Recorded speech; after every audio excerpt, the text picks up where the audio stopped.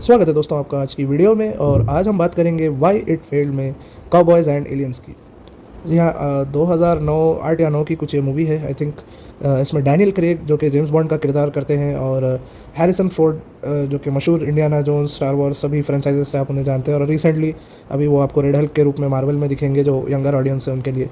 तो इतने बड़े दिग्गज स्टार होने के बावजूद क्यों ये मूवी फेल हुई, आइए बात करते हैं। तो सबसे पहले तो इस मूवी का कॉन्सेप्ट बहुत ही यूनिक था। पहली बार हमने हॉलीवुड में इस तरह का कॉन्सेप्ट देखा था। यूजुअली आप जब भी देखते हैं एलियंस हमारे आज के समय में आते हैं और हमसे आप देखते हैं मूवीज़ में वो वॉर करते हैं या फिर एलियंस को रोकने के लिए हम लोग कोशिश करते हैं, ऐसे बताया जाता है।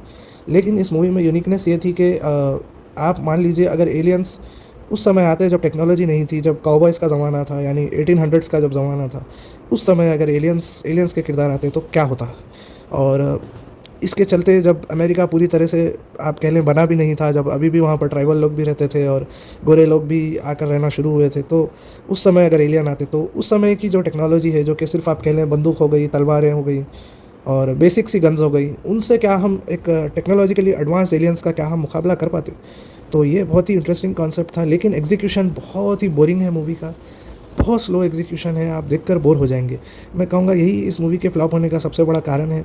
और इसके अलावा जो कैरेक्टर के लुक्स हैं वो मेमोरेबल नहीं है। डैनियल क्रेग, हैरिसन फोर्ड का किरदार आपको याद रहेगा, और जो लीडिंग लेडी है उन्होंने भी बहुत अच्छा काम किया है। लेकिन जो एलियंस हैं, एलियंस का जो लुक बनाया है बहुत मिस्टीरियस रखने के चक्कर में बहुत ही ख़राब लुक है। आपको उनके फीचर्स, उनके बारे में कुछ ऐसा याद नहीं रहेगा। मैंने काफ़ी साल पहले ये मूवी देखी थी जब ये रिलीज़ हुई थी, और बाद में भी एक आध बार इसे टीवी पर देखा है, लेकिन अभी भी मुझे दिमाग पर जोर डालना पड़ता है। तो मुझे लगता है ये एक बड़ा फेलियर है। देखिए, आप एलियंस पर मूवी बनाएं तो आपके एलियंस ऐसे होने चाहिए, आदमी को, जो भी देख रहा है व्यक्ति, उसे याद रह जाना चाहिए कि अरे भाई ये वाले एलियंस तो इस फ्रेंचाइज के हैं। वरना मैं कहूँगा एज ए कॉस्ट्यूम डिपार्टमेंट या जो भी आप कह लें, एज ए आर्ट डायरेक्शन आप फेल हो चुके हैं। और मूवी में ऐसे कोई मेमोरेबल सीनरी भी नहीं है। जैसे आप देख लें, आपको याद रहेगा ना, जैसे स्टार वॉर्स हो गया, कुछ एलियंस की ऐसी फिल्म हो गई, तो आपको याद रहेगा अरे यार ये वाला बैटल यहाँ हुआ था। और इस तरह से कुछ मेमोरेबल सेट पीस मूवी में नहीं है।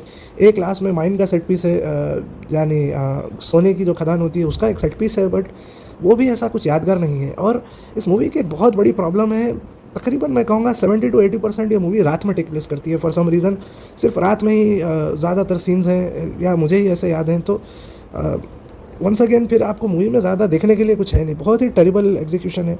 पता नहीं क्यों इतनी अच्छे हाई कॉन्सेप्ट को उन्होंने इतने बेकार तरीके से एग्जीक्यूट क्यों किया।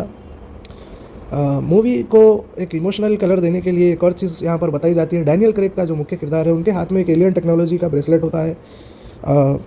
अब उन्हें याद नहीं होता कि उनके साथ क्या हुआ था, लेकिन उन्हें इतना याद है कि वो अपनी पत्नी को ढूंढ रहे थे, और फॉर सम रीज़न पता नहीं है एलियंस का ब्रेसलेट उनके हाथ में कहाँ से आ गया। और वो ढूंढते ढूंढते पता नहीं इस शहर में, जहाँ हैरिसन फोर्ड मेरे ख्याल से दरोगा जी हैं या क्या है, मुझे अभी फ़िलहाल याद नहीं। तो I think Harrison Ford sheriff होते हैं उस जगह के, या फिर बड़े आदमी होते हैं। तो डैनियल क्रेग को याद नहीं होता कि वो शहर में क्यों आए थे एक्चुअली, और एलियंस से उनका सामना पहले भी हो चुका है, उन्हें फील होता है, बट वो याद नहीं कर पाते हैं। हमें एंड में जाकर पूरी की पूरी मिस्ट्री एक सॉल्व होती है।